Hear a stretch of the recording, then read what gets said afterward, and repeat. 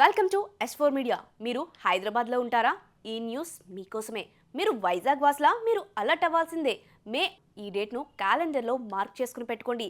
బుధవారం జాగ్రత్తగా ఉండండి, ఎందుకంటే ఈ రెండు నగరాలపై పాకిస్తాన్ దాడి చేయబోతుంది. బాంబులతో విరుచుకుపడబోతుంది. డౌట్ వద్దు, నిజమే. ఇండియా పాకిస్తాన్ వార్లో భాగంగా హైదరాబాద్ విశాఖపట్నంలపై పాక్ అటాక్ చేయనుంది. మరి అదే జరిగితే మనమేం చేయాలి? ఆర్మీ ఏం చేస్తుంది? పోలీసులు అధికారుల రోల్ ఏంటి? యువత విద్యార్థులు ఎలా స్పందిస్తారు అనే ఉత్కంఠ కొనసాగుతుంది.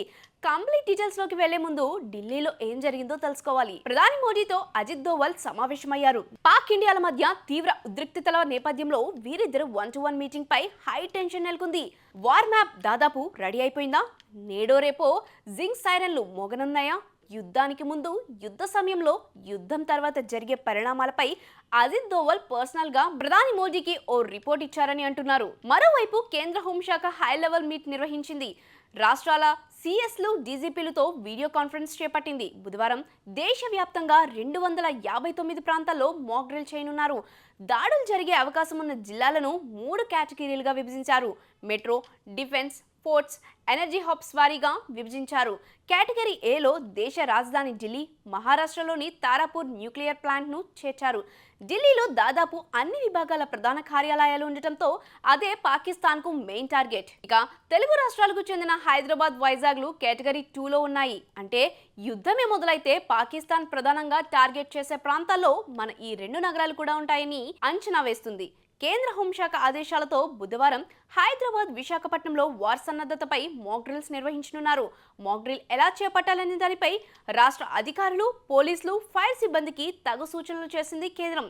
సిటీ మొత్తం కాకుండా నగరంలో ఏ ప్రాంతాల్లో మాక్ డ్రిల్ చేయాలి, ఏ ప్లేసెస్ పై అటాక్ జరిగితే అవకాశం ఉంది అనే జాబితాను కూడా కేంద్ర హోంశాఖ ఏపీ, తెలంగాణ రాష్ట్రాలకు అందజేసినట్లు సమాచారం. కేంద్ర ఆదేశాలకు అనుగుణంగా బుధవారం మాక్ డ్రిల్ నిర్వహణకు అధికారులు ఏర్పాట్లు చేస్తున్నారు. రియల్ వార్ వస్తే ఎలా రియాక్ట్ అవ్వాలో ప్రాక్టీస్ చేసేందుకే ఈ మాక్ డ్రిల్. ముందుగా కరెంట్ ఆఫ్ చేస్తారు, మొబైల్ సిగ్నల్స్ బ్లాక్ చేస్తారు, ట్రాఫిక్ దారి మళ్లిస్తారు, ప్రజలను అలర్ట్ చేస్తారు, వారిని సురక్షిత ప్రాంతాలకు తరలిస్తారు. బుధవారం యుద్ధం తరహా ఎమర్జెన్సీ క్రియేట్ చేసి పోలీసులు, పారామిలిటరీ విభాగాలు ఎలా వ్యవహరించాలో మాక్ డ్రిల్లో చెక్ చేయనున్నారు. విశాఖలో నావీ బేస్ ఉంది కాబట్టి పాక్ తో యుద్ధం వస్తే వైజాగ్ ను ఖచ్చితంగా టార్గెట్ చేయొచ్చనే అంచనా వేస్తున్నారు. ముంబై, చెన్నై, విశాఖ లాంటి సముద్ర తీర నగరాలపై యుద్ధ నౌకలతో అటాక్ చేసే ప్రయత్నం జరగవచ్చు. అటు హైదరాబాద్లో DRDO, Secunderabad army regiment, Dundigal air force wing తదితర వ్యవస్థలు ఉన్నాయి కాబట్టి భాగ్యనగరం పైన పాక్ కన్నేయవచ్చు. అందుకే దేశవ్యాప్తంగా ఎంపిక చేసిన 259 ప్రాంతాల్లో విశాఖపట్నం, హైదరాబాద్లను కూడా చేర్చింది కేంద్రం. బుధవారం మాక్ డ్రిల్ మినీ యుద్ధం మాదిరి ఉండవచ్చని అంటున్నారు. వార్ టైంలో మన వివిధ విభాగాల సన్నద్ధత ఎలా ఉందో ఈ మాక్ డ్రిల్లో తేలిపోనుంది. యుద్ధ పరిస్థితుల్లో ప్రజలు ఎలా స్పందించాలో కూడా అవగాహన కల్పించనున్నారు. మరోవైపు భారత్, పాకిస్తాన్ సరిహద్దుల్లో పోటాపోటీగా యుద్ధ విన్యాసాలు చేస్తున్నాయి. ఇండియా మరో స్వదేశీ గ్రౌండ్ వాటర్ మైన్ ను విజయవంతంగా టెస్ట్ చేసింది. దీనిని విశాఖపట్నంలోని naval science and technological labs లో అభివృద్ధి చేశారు. డిఆర్డీఓ, ఇండియన్ నేవీ సంయుక్తంగా పూర్తి స్వదేశీ పరిజ్ఞానంతో మల్టీ ఇన్ఫ్లుయెన్స్ గ్రౌండ్ మైనర్ ను రూపొందించింది.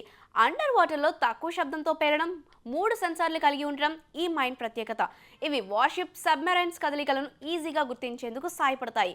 అంతేకాకుండా అత్యాధునిక ఎలక్ట్రానిక్ వ్యవస్థతో తయారు చేసిన ఈ మైన్ సేకరించిన డేటాను ప్రాసెస్ చేసి సులభంగా లక్ష్యాన్ని చేరుకోగలుగుతుంది.